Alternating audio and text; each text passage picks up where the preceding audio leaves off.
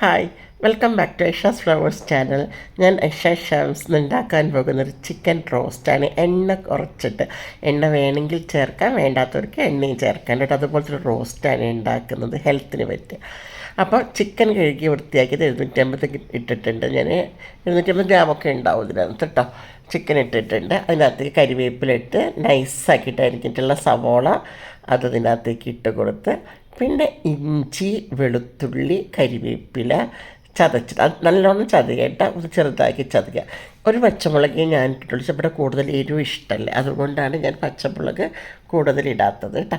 ഒരൊറ്റ പച്ചമുളക് ഇട്ടിട്ടുള്ളൂ. എന്നിട്ട് ഞാൻ ഒരു ടേബിൾ സ്പൂൺ മഞ്ഞൾപ്പൊടി ഇട്ട്, മഞ്ഞൾപ്പൊടി ചിക്കൻ ജാസ്തി ഇടുന്നുണ്ട്. മഞ്ഞൾപ്പൊടി ഒരിക്കലും കുത്തും ചവയ്ക്കൊന്നുമില്ല കേട്ടോ. അതിനുശേഷം കുഞ്ഞ് സ്പൂണാണ് ഇതിനകത്തുള്ളത്.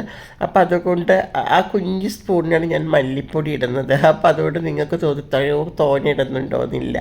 മല്ലിപ്പൊടി ഞാൻ ആകെ 2 ടേബിൾ സ്പൂൺ മല്ലിപ്പൊടി ഇട്ടിട്ടുണ്ട്. കുറച്ച് ഗരം മസാല ആഡ് ചെയ്തിട്ടുണ്ട് കേട്ടോ. ആ സ്പൂൺ കൊണ്ടാണ് നിങ്ങൾക്ക് തോന്നുന്നത്. എന്നിട്ട് ഞാൻ 1 ടേബിൾ സ്പൂണോളം വരുന്ന ചിക്കൻ മസാല അതിനകത്തേക്ക് ഇട്ട് കൊടുത്തു കേട്ടോ. ചിക്കൻ മസാല ഇട്ടിട്ട് ഉപ്പ് ഇട്ടിട്ട് കൈ കൊണ്ട് നല്ലോണം അങ്ങോട്ട് തിരുമ്മണം കേട്ടോ. തിരുമ്മി കുറച്ച് വെള്ളം കൂടി ഒഴിച്ചിട്ടൊന്ന് തിരുമ്മണം. ചിക്കനിൽ നിന്ന് ജ്യൂസ് ഇറങ്ങും, പക്ഷേ ഈ ഒഴിക്കുന്ന വെള്ളം മാത്രം മതി കേട്ടോ. എന്നിട്ട് കുറച്ച് വെള്ളം ഒഴിക്കാം. എന്നിട്ട് വെള്ളം ഒഴിച്ചതിന് ശേഷം നമ്മളൊന്ന് കുഴച്ചതിന് ശേഷം മുളക് പൊടി നമ്മൾ ഇട്ടിട്ടില്ല. ഞാൻ ഇടുന്നത് കാശ്മീരി ചില്ലിയാണ്. നിങ്ങൾക്ക് എരിവുള്ള മുളക് പൊടി ഇടാം. ഞാൻ പറഞ്ഞില്ല, ഇവിടെ മക്കൾക്ക് ഒട്ടും എരിവ് ഇഷ്ടമില്ലാത്ത മക്കളാണ്. അപ്പോൾ അതുകൊണ്ടാണ് കാശ്മീരി ചില്ലി ഞാൻ ഇടുന്നത്. കാശ്മീരി ചില്ലി ഞാൻ 1 ടേബിൾ സ്പൂൺ ആഡ് ചെയ്യുന്നുണ്ട് കേട്ടോ. എന്നിട്ട് നന്നായിട്ട് കുഴച്ചങ്ങ് കൊടുക്കണം കേട്ടോ. ഭയങ്കര നല്ല ടേസ്റ്റ് ഉണ്ടാക്കും ഇത്. ഓക്കെ, എൻ്റെ ചാനൽ ആദ്യമായിട്ട് കാണുന്നവർ ഇഷ്ടപ്പെടുകയാണെന്ന് സബ്സ്ക്രൈബ് ചെയ്യണേ, ലൈക്ക് ചെയ്യണം, ഷെയർ ചെയ്യണം, ആ ബെല്ലൈക്കണം എന്ന് അമർത്തണം കേട്ടോ. എന്നാലും ഞാനെടുക്കുന്ന വീഡിയോ നിങ്ങൾക്ക് നോട്ടിഫിക്കേഷനായിട്ട് കിട്ടുന്നതാണ്. ഞാൻ നല്ലോണം കുഴച്ചതിന് ശേഷം അടുപ്പിൽ വയ്ക്കുക. ആദ്യം വലിയ ഫ്ലെയിമിൽ വെച്ച് തിളപ്പിക്കുക. തിളച്ചതിന് ശേഷം പിന്നെ ഒരു മീഡിയം ഫ്ലെയിമിലേക്ക് കൊടുത്തിട്ട് ആ ചിക്കൻ ഇങ്ങനെ കിടന്ന് വേവട്ടെ കേട്ടോ. പ്രത്യേകിച്ച് നിങ്ങളുടെ ഇരുമ്പ് ചട്ടിയും മൺചട്ടികളൊക്കെ വാങ്ങി നമ്മൾ പഴയ കാലത്തേക്ക് പോകാൻ നോക്കണം.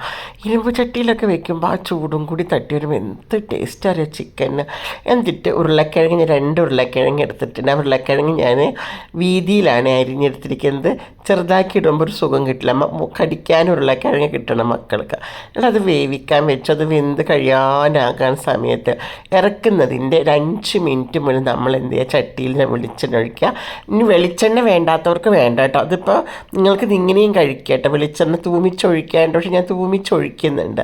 തൂമിച്ചൊഴിക്കേണ്ടെങ്കിൽ നിങ്ങൾക്ക് ഇഷ്ടമില്ലെങ്കിൽ ഒഴിക്കുകയും ചെയ്യണ്ടേ. എന്നിട്ട് ഞാൻ വെളുത്തുള്ളിയും ചുമന്ന ഉള്ളിയും കൂടി അരിയാനിടണം കേട്ടോ.